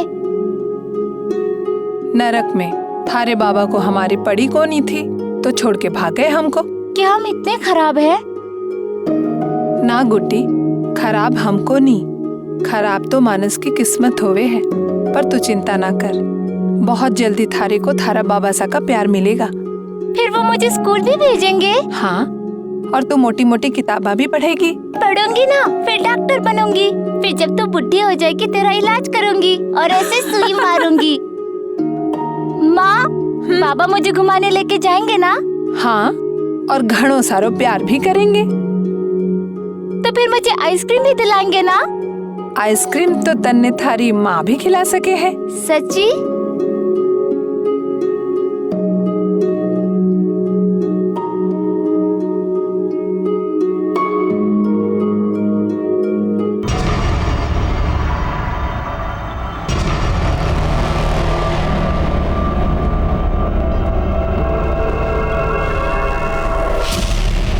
कोई बात नहीं सुननी मैंने। तूने ठीक नहीं किया हमारे साथ। इतने बड़े बड़े सपने दिखाए, जिस काम के लिए लाया था वही करवाता ना। मेहनत मजदूरी करती, अपना और अपनी बेटी का पेट पालती मैं, पर तूने मेरे मुंह पे थप्पड़ मारा। कोई झूठ नहीं बोला तुझसे। मैं अपनी पत्नी से तलाक ले रहा हूँ, सच में, और तुझसे ही शादी करना चाहता हूँ। तुम्हारी कोई बकवास ना सुननी है मैंने। देख, मैं अपनी माँ की कसम खा रहा हूँ, तू जानती है ना मैं अपनी माँ से कितना प्यार करता हूँ, लेकिन सबसे ज्यादा तुझे प्यार करता हूँ, बहुत प्यार करता हूँ। तू जान है मेरी, अब तो गुस्सा छोड़ दे।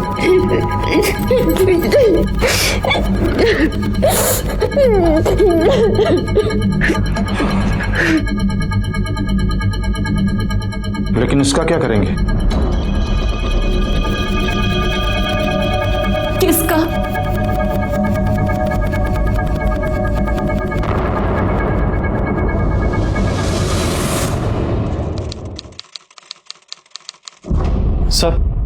सर उस बच्चे की न्यूज़ टीवी में देखकर एक कपल आया है। उनका कहना है कि जिस बच्चे की बॉडी हमें मिली थी वो उनकी बेटी की थी।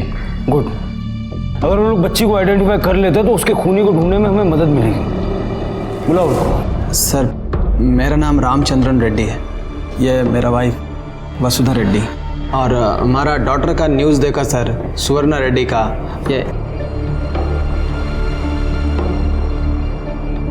ये हमारा डॉटर सुवर्णा सर। आपकी बेटी कब और कहाँ से गायब हुई थी? हम विशाखापट्टनम में रहता, 4 मंथ हो गया। वो हमारे गार्डन में खेलने को गई थी, बाद में वापस नहीं आई। आपने पुलिस में कंप्लेंट की थी?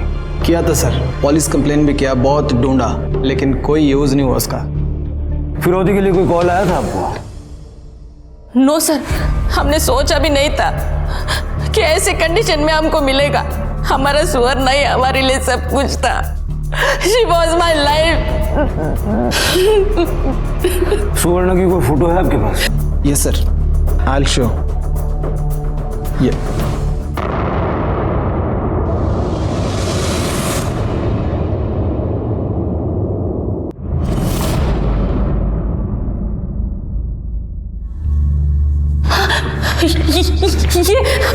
आपने सुवर्णा है? हाँ, मेरा डॉटर सुवर्णा, ये मेरा सुवर्णा है सर, ये मेरा सुवर्णा।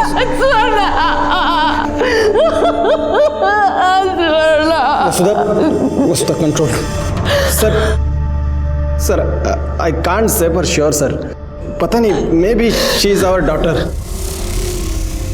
ये तुम ऐसे कैसे बोलता? ये अपना सुवर्णा है, अपना डॉटर है, ऐसे कैसे बोलता है तुम अपना सुवर्णा?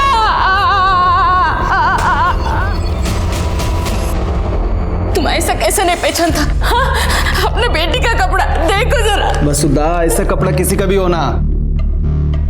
आई एम श्योर सर, ये हमारे सुवर्णा का ही कपड़ा है। आई रिक्वेस्ट यू सर, हमारे बेटी का बॉडी हमको दे दो, उसका अंतिम संस्कार करने के लिए। देखिए, जब तक हम पूरी तरह से श्योर नहीं हो जाते कि आप दोनों ही उस बच्ची के माँ बाप हैं, तब तक हम बॉडी रिलीज नहीं कर सकते। ऐसे हालात में आपको डीएनए टेस्ट करवाना होगा। मैम, क्या वो आप लोग की बेटी है? मैम, आपकी बेटी की इतनी हैवानियत के साथ हत्या कर दी गई, उसके साथ बलात्कार हुआ है। इसे लेकर अब आप लोग क्या करने वाले हैं? सबसे पहले I want my daughter. Police is saying वो हमारा डीएनए टेस्ट करना चाहती है, and I am ready to do. मैं अपने सुवर्णा के लिए कुछ भी कर सकती। मैं अपने बेटे के लिए न्याय चाहती हूँ। सर, बच्ची अगर सच में रेड्डी कपल की है तो कोई उसको टॉर्चर करने के लिए या फिर रेप करने के लिए उसको विशाखापट्टनम से गुजरात क्यों लाएगा? मतलब इतनी दूर? जोशी, हो सकता है कि किडनैपर बच्ची को बेचने के इरादे से यहाँ लाया था और किसी वजह से बच्ची को अपने साथ रखना उसके लिए जोखिम भरा हो गया, इसलिए बच्ची को उसने इस अंजाम तक पहुंचा दिया। या फिर यह भी हो सकता है कि बच्ची की मौत से किसी को कोई फायदा था। अरे तू समझ क्यों नहीं रही है? या तो तू गुड्डी को भूल जा या फिर मुझे भूल जा। मैंने नहीं कहा था थारे से कि मारे से प्यार कर। अगर 1 महीने के अंदर तूने मारे से शादी करके गुड्डी को नहीं अपनाया ना, तो थारी घरआड़ी को जाकर सब कुछ बता दूंगी। अगर तूने मुझे परेशान किया ना, चैन से थारे को भी नहीं रहने दूंगी मैं। तू क्यों गर्म हो रही है? मैं तुझे प्यार करता हूँ, उससे शादी करना चाहता हूँ, लेकिन मेरी माँ नहीं समझेगी ना। देख, अभी तो मैं जरूरी काम से राजस्थान जा रहा हूँ, वहां से लौटूंगा ना तो कोई ना कोई रास्ता निकाल लूंगा। बस तू परेशान मत हो, सब ठीक कर दूंगा मैं। चल चल, निकलता हूँ।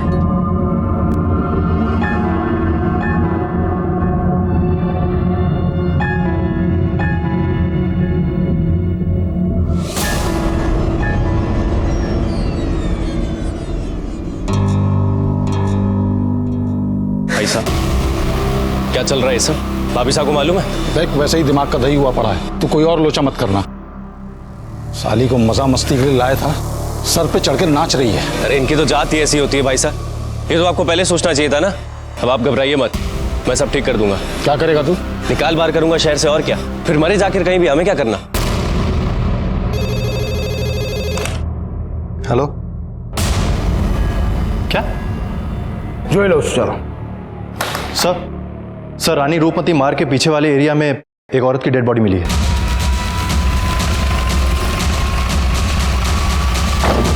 अभी उस 11 साल की बच्ची की लाश की शिनाख्त भी नहीं हुई है कि हमें एक और लावारिस लाश बहुत से सवाल लिए मिली है। इनको यहाँ किसने बुलाया? सर, मीडिया वाले, किसी ने इनको इन्फॉर्म किया होगा तो यहाँ पर आ गए होंगे। सर, एक के बाद एक ऐसी हत्याओं का कारण क्या हो सकता है? चूक पुलिस से हो रही है या फिर प्रशासन से? देखिए, हमें हमारा काम पहले कर लेने दीजिए, उसके बाद में आपको सारी जानकारी दी जाएगी। हटिए सर, इस तरफ हटिए।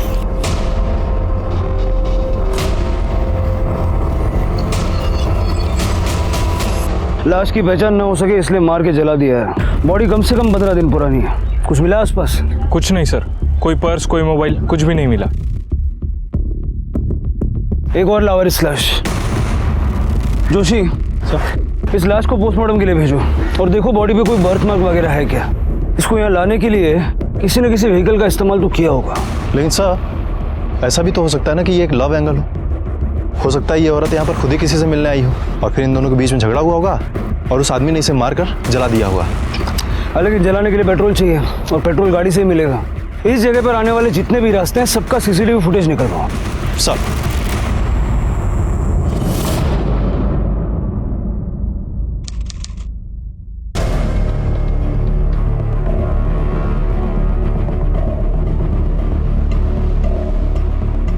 बहन, ये लाजवंती और गुड्डी को कहीं देखा क्या? कुछ बता के गए क्या आपको? नहीं, मैंने तो कहीं खबर न थी।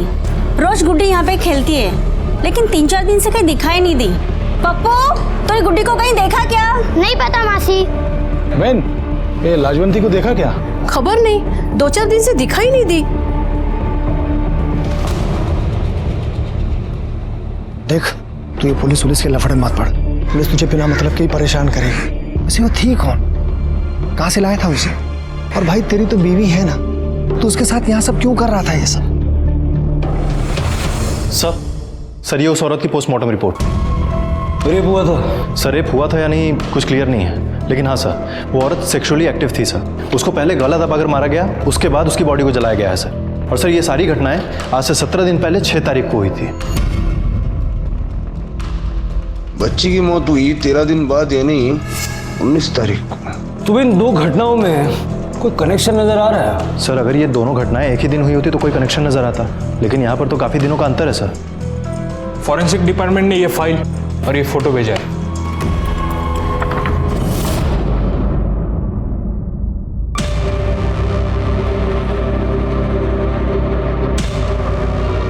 साड़ी पे उस दुकान का स्टैम्प है जहां से वो खरीदी गई। एक काम करो, जो बच्ची के कपड़े हमें मिले थे वो ले आओ। सर क्या ढूंढने की कोशिश कर रहे हैं आप? इस फोटो को देखो, इस औरत ने जो साड़ी पहनी है उसको देख के साफ पता चल रहा है कि औरत लेबर क्लास की है, और वो बच्ची भी। हो सकता है कि इन दोनों केसेस के बीच में आपस में कोई कनेक्शन हो। सर ये रहे बच्चे के कपड़े।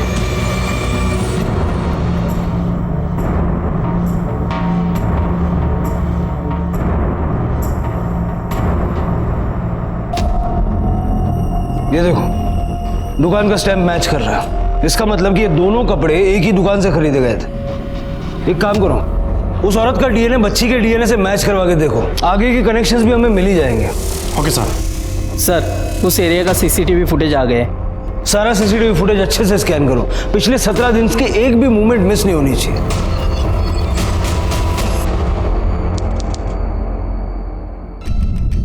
ये जरा फॉरवर्ड करना।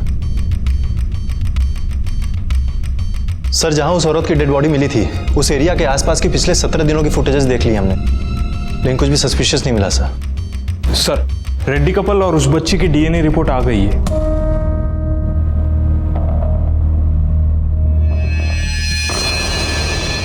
मिस्टर और मिसेस रेड्डी को बुलाओ। मैं आपको बोली वो मेरा ही बेटी। आप दोनों में से किसी का भी डीएनए उस बच्ची के साथ मैच नहीं करता। वो आपकी बेटी नहीं है। This report is wrong sir. मैं अपने डॉटर को नहीं पहचानेगी, मेरी बात का विश्वास कीजिए, वो मेरी ही बेटी है। देखिए दरअसल हमें एक औरत की लाश मिली थी और डीएनए टेस्ट के बाद ये साबित हो गया कि वही औरत उस बच्ची की मां है। तो ये बच्ची जो हमें मिली है वो आपकी बेटी यकीनन नहीं है।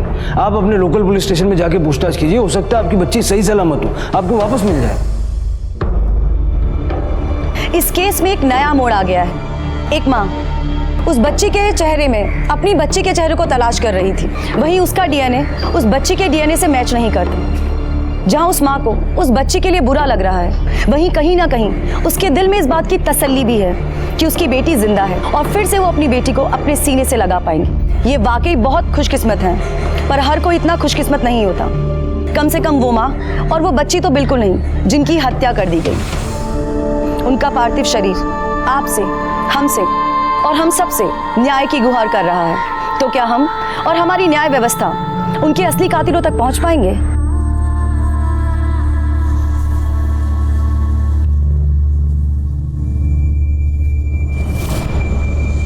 मतलब वो लाशें माँ बेटी की है।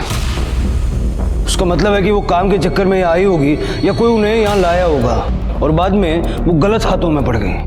जोशी एक काम करो, जहां हमें उस बच्ची की लाश मिली वहां की सीसीटीवी फुटेज और जहां औरत की लाश मिली वहां का सीसीटीवी फुटेज दोनों मिला के देखो कुछ कॉमन मिलता है क्या। कोई आदमी, कोई गाड़ी, कोई ट्रक, कुछ भी ऐसा जो हमें आगे की लीड दे सके। सब पोस्टमार्टम की रिपोर्ट के अनुसार दोनों कत्ल अलग अलग दिन हुए थे। दोनों के बीच कई दिनों का फासला था और पुलिस को वो दोनों लाशें भी अलग अलग जगहों से ही मिली थी। पुलिस ने उन दोनों जगहों के आसपास के इलाके के सारे सीसीटीवी फुटेज की जांच की। ये काम उनके लिए आसान नहीं था, लेकिन एक एक मिनट की सीसीटीवी फुटेज देखने के बाद आखिरकार पुलिस के हाथ एक कॉमन लिंक लग ही गया। उन दोनों क्राइम स्पॉट पर एक ही नंबर की कार नजर आ रही थी। कायदा नु काम कर से चलो आओ। सर उस कार के नंबर से हमें उसके मालिक का पता चल गया है। उसका नाम है विजय परमार और सर वो महसाणा के महावीर कॉलोनी का रहने वाला है। महसाणा?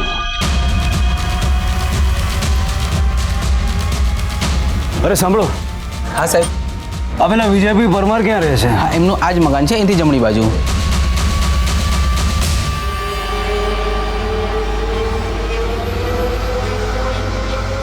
घर के पीछे की तरफ कोई भागने का रास्ता है क्या? देखो, अगर है तो वहीं रुको। सर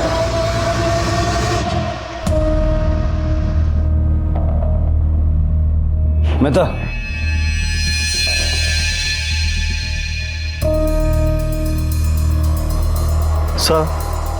सर ये वही गाड़ी है।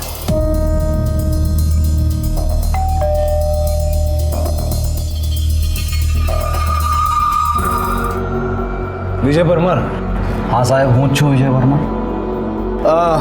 गाड़ी तुम्हारी है? हाँ साहब, लेकिन बात क्या है? आपको हमारे साथ पुलिस स्टेशन चलना होगा। चलिए। पुलिस स्टेशन शाम आटे साहब। आप चलिए तो सही, आपको सब बताएंगे। ले जाओ हमने। जोशी सर, फॉरेंसिक को बुलवा के सारी गाड़ी अच्छे से चेक करवाओ। Okay sir. साहब आप मेरे को यहाँ क्यों लेके आए साहब? 2 बॉडीज मिली हैं, एक 33 साल की औरत की, एक 11 साल की बच्ची की। अलग अलग जगह, अलग अलग तारीख को, यहाँ तक कि दोनों का मर्डर भी अलग अलग दिन हुआ है। लेकिन इन सब में एक चीज कॉमन है, तेरी गाड़ी। जहां जहां हमें डेड बॉडीज मिली वहां वहां तेरी गाड़ी भी नजर आई। अब तू ये बता, 6 तारीख को रानी रूपमती मार्ग के पीछे वाले जंगल के पास और 19 तारीख को शाक मार्केट के पीछे की तरफ तू क्या कर रहा था? मैंने कहीं खबर न थी साहब। गाड़ी तारी है ना, तेने खबर नहीं है, वो चले। याद आ गया साहब, वो 2 दिन तो गाड़ी मेरे पास था ही नहीं साहब। मेरा एक दोस्त है हरीश छेत्री, वो लेके गया था गाड़ी। वो बिल्डिंग का कॉन्ट्रैक्टर है, मेरे पास आया, बोला कुछ जरूरी काम है, तो मैं भी कार दे दिया साहब। शादी हुई है तेरे इस हरीश छेत्री की? हाँ। जोशी सर, इस लड़की को जानता है? नहीं साहब। वो औरत का फोटो दिखाओ ना जिसका मर्डर हुआ है। उसको मार के उसकी बॉडी को जला दिया था, चेहरा पूरा जल गया है। क्यों? साहब कुछ दिन पहले हरीश ने एक औरत लाई थी, ऐसी मस्ती वस्ती करने के लिए। कहाँ से लाया था हरीश उस औरत को? खबर न थी साहब। अच्छा, ऐसा हो सकता है कि हरीश की बीवी को इस बारे में सब पता चल गया और उसने उस औरत को मरवा दिया? हरीश की बीवी को तो नहीं, लेकिन हरीश के भाई को सब कुछ पता चल गया था साहब। वो बहुत ज़्यादा गुस्से में भी था। अगर ये बात बाहर पहुंच गई क्या होगा? पिताजी का जमा धंधा तो ठप हो ही जाएगा। नाते रिश्तेदारी में नाक और कट जाएगी। और क्या? भाई का क्या है, घर पे बीवी है, बाहर औरत पाल ली। अगर ये बात बाहर पहुंच गई तो मुझसे कौन शादी करेगा? सब तो यही सोचेंगे ना, बड़ा भाई हर जगह मुंह मारता है, छोटा भाई भी यही करता होगा। कुछ भी करके खत्म करना पड़ेगा ये। दोनों भाई साथ में रहते थे? हाँ। हरीश ने जहाँ उस औरत को रखा था वहाँ का और हरीश का, दोनों का एड्रेस लिखवा। चल। ठीक है सर।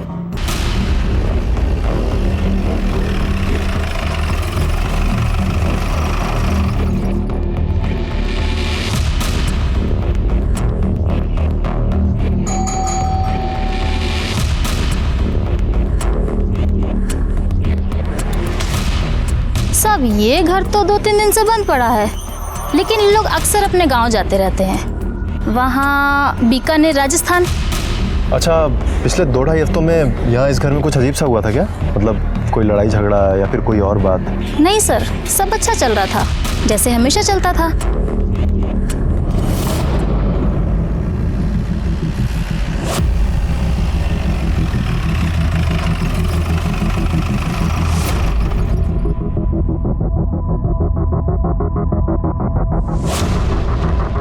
अरे बहन सामड़ो, ये कहाँ गई?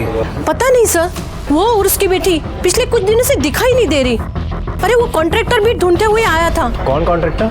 वो हरीश भाई, बहुत परेशान था, ढूंढता हुआ आया था। ऐसे बिना बताए कोई घर छोड़ के जाता है क्या?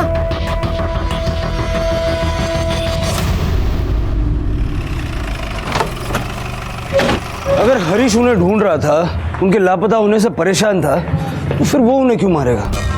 सर हो सकता है कि हरीश एक्टिंग कर रहा, लेकिन मुझे बार बार लग रहा है कि विजय हमसे कुछ छुपा रहा है। उस औरत को जानता था और शायद हरीश को ब्लेम करने के लिए कोई प्लान भी बना रहा है। लेकिन सर विजय के खिलाफ हमारे पास कोई सबूत नहीं है, और वैसे भी उसके मोबाइल की लोकेशन उस कार के पास नहीं मिली है सर। वो शाड़ा बन रहा, हो सकता है वो अपना फोन लेकर ही ना गया हो।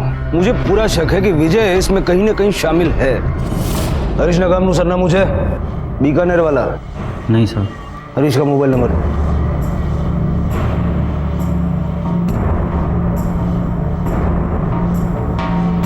उसका फोन बंद आ रहा है सर।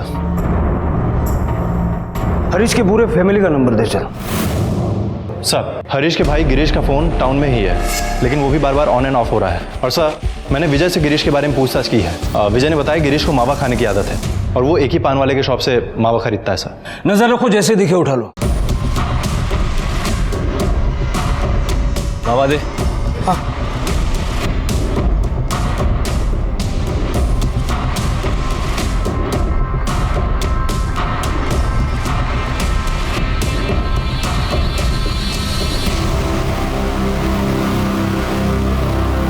गिरीश तुम्हारा ही नाम है ना?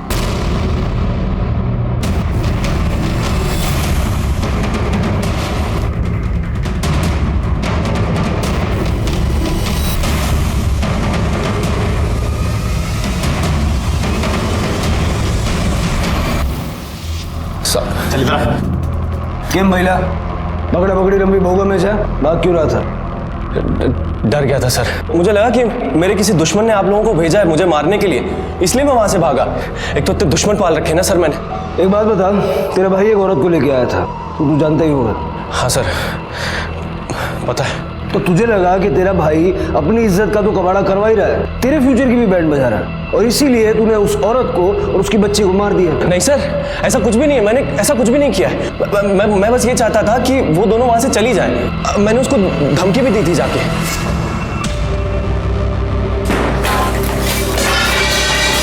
कौन है तुम? 2 घंटे का समय दे रहा हूं, अपना सामान बांध और ये शहर छोड़कर चली जा, समझी? ये ले मेरे भाई की जितनी भी रातें रंगीन किया ना तूने उसके पैसे, अपना दाम ले, अपना सामान बांध और ये शहर छोड़कर चली जा। अगर दोबारा यहां दिखी ना तो मुझसे बुरा कोई नहीं होगा। और जब धमकी से काम हुआ नहीं तो तूने उनका किस्सा ही खत्म कर दिया। नहीं सर ऐसा कुछ भी नहीं किया मैंने सिर्फ उनको धमकी दी और मैं वहां से चला गया।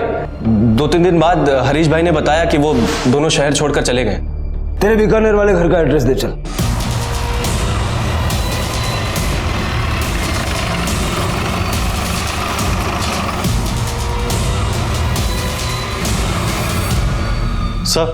सर हरीश का बीकानेर वाला घर लॉक है और पड़ोसियों का कहना है कि पिछले 1 महीने से वहां पर कोई भी नहीं आया है।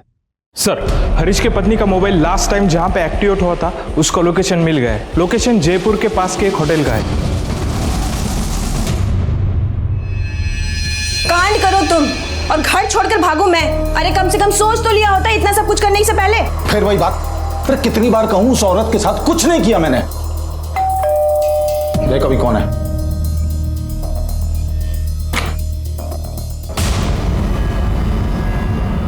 हरीश कौन है?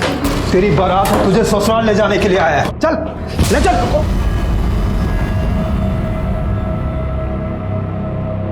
इधर उधर की कथा कहानियां से करने से बेहतर है कि हम लोग सीधा मुद्दे पे आते हैं। क्यों मारा उन दोनों? नहीं मैंने नहीं मारा जी। तो पुलिस से आंख मिचौली क्यों खेल रहा था? मैं तो अपनी पत्नी के साथ जयपुर गया था। बहुत मारूंगा, सच बता रहा हूँ। कौन थी वो औरत तेरी? मेरी कोई नहीं थी जी। मैं तो उस औरत को और उसकी बच्ची को 35,000 में खरीद के लाया था। उसके दलाल ने बोला कि एक बार पूरा रोकड़ा दो और जिंदगी भर काम कराओ, बस खाना और रहना देना पड़ेगा। मुझे सौदा अच्छा लगा तो मैं खरीद के ले आया अपने साइट में काम कराने के लिए। तो तू लाया तो उसको काम कराने के लिए था, लेकिन बाद में तेरी नीयत पलट गई तो तूने उसका और उसकी बच्ची का रेप करके दोनों को मार के फेंक दिया। नहीं साहब, मैं तो लाजवंती से प्यार करता था, इसलिए तो मैंने उसे किसी कंस्ट्रक्शन में काम करने के लिए नहीं लगाया। सुख सुविधा की सारी चीज़ें उसको ला के दी। फिर मैं काम के लिए राजस्थान चला गया। वहाँ से लौटा तो उसका कुछ अता पता नहीं था। मुझे लगा कि वो किसी के साथ भाग गई। मैंने बहुत ढूंढा उसको साहब। लेकिन तेरे दोस्त विजय का कहना है कि तूने उसकी गाड़ी झूठ बोल के ली और दोनों क्राइम सीन पे वो गाड़ी नजर आई। झूठ बोल रहा है साहब वो। सच ये है कि लाजवंती को देख के उसकी नीयत खराब हो गई थी। उसने तो मुझे पैसे भी ऑफर किए थे। देख यार, मेरे को भी ज़्यादा इंतज़ार नहीं होता। क्या पता जब तू उधर से वापस आएगा तू मेरे को उसके बिस्तर में देखेगा। दिमाग खराब मत कर मेरा, समझा ना? डर गया ना है? हो सकता है कि मेरे राजस्थान जाने के बाद वो लाजवंती के घर गया हो, उसके साथ ज़बरदस्ती करने की कोशिश की हो और लाजवंती ने मना कर दिया हो तो उसे मार डाला हो। हरीश का कहना है कि तू लाजवंती के पीछे पड़ा था। सर वो मेरे को फंसा रहा है सर, ये सब झूठ है साहब। जोशी सर, बच्ची के बॉडी पे जो सीमेंट मिला है उसके साथ दोनों का डीएनए मैच करवा के देखो, सच अपने आप बाहर आ जाएगा। Okay sir. Joshi, body dump करने के लिए गाड़ी कौन लेके गया था इसका प्रूफ तो निकालना पड़ेगा, क्योंकि डीएनए टेस्ट से ये तो साफ हो जाएगा कि रेप किसने किया। लेकिन मर्डर का अपराध ये लोग एक दूसरे पे ढकेलते रहेंगे। लाजवंती की बॉडी हमें सेमी बर्न स्टेट में मिली थी, पेट्रोल का इस्तेमाल हुआ था। उस रूट पे जितने भी पेट्रोल पंप है सबका सीसीटीवी फुटेज चेक करो। लेकिन सर उस रूट पे 20 से 25 पेट्रोल पंप्स हैं। जोशी 20 होए के 25 जो तो पड़े सर। पुलिस ने उस रूट के सारे पेट्रोल पंप्स के सीसीटीवी फुटेजेस चेक किए और एक चौंका देने वाला सच सामने आया। उन्हें एक फुटेज में हरीश दिखा जो उस दिन एक पेट्रोल पंप से एक कैन में पेट्रोल खरीद रहा था जिस दिन लाजवंती को मारकर जलाया गया था। नहीं माने तू नहीं बोलूंगा साले। बताता हूँ मैंने मारा साहब, मैं लाजवंती से प्यार करने लगा था साहब। अपनी हवस को प्यार का नाम मत दे। चल आगे बोल। साहब मैंने लाजवंती को बोला कि मैं उसे प्यार करने लगा, वो मेरी बातों में आ गई साहब। मैं उसे इस्तेमाल करने लगा पर उसे पता चल गया था कि मैं उसे उल्लू बना रहा हूँ। उसके बाद कभी उसने खुद को छूने भी नहीं दिया मुझे।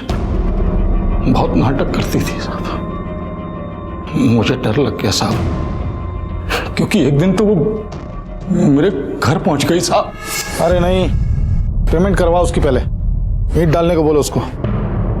हाँ रुक, फोन करता हूं तेरे को। क्या कर रही है? झूठ थारा झूठ पकड़ने आई हूँ।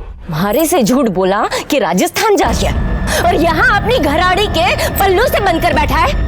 मैं थारे से शादी करने की भीख कौड़ी मांगी थी, मारे संग खेल खेल रही हो तो अब मैं थारे को बताती हूँ खेल के हुए हैं। चल हट। उसके बाद मुझे लगा कि वो मेरे लिए खतरा बन चुकी है, तो मैंने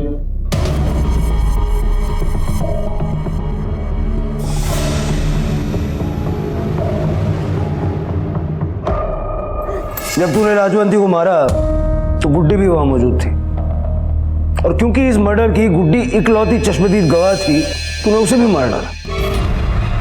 छोड़ मेरी माँ को, छोड़। मैं डर गया था साहब।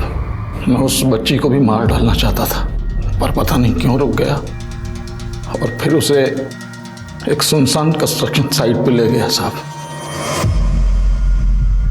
उसके बाद मैंने उस बच्ची के बलात्कार किया, बार बार बलात्कार किया। हरीश ने मान लिया है कि उसी ने बच्ची का रेप करके उसको मारा और उसी ने उसकी मां की जान भी ली। तो पहले ही बोला था साहब, वो हरीश एक नंबर का कमीना आदमी है। और तू क्या है? तेरा सीमेंट बच्ची की बॉडी पे कैसे मिला? तू जानता था ना कि हरीश ने बच्ची को कहाँ रखा है? जानता था ना? बोल।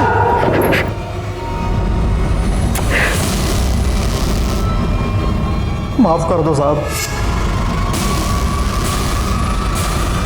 वैसे बहुत बड़ा पाप हो गया साहब, मुझे भगवान भी माफ नहीं करेगा। ये सब पाप करने से पहले सोचना चाहिए था। पोस्टमार्टम रिपोर्ट के हिसाब से गुड्डी के साथ 3 लोगों ने बलात्कार किया था। तेरे और विजय के अलावा वहां कौन था? बोल!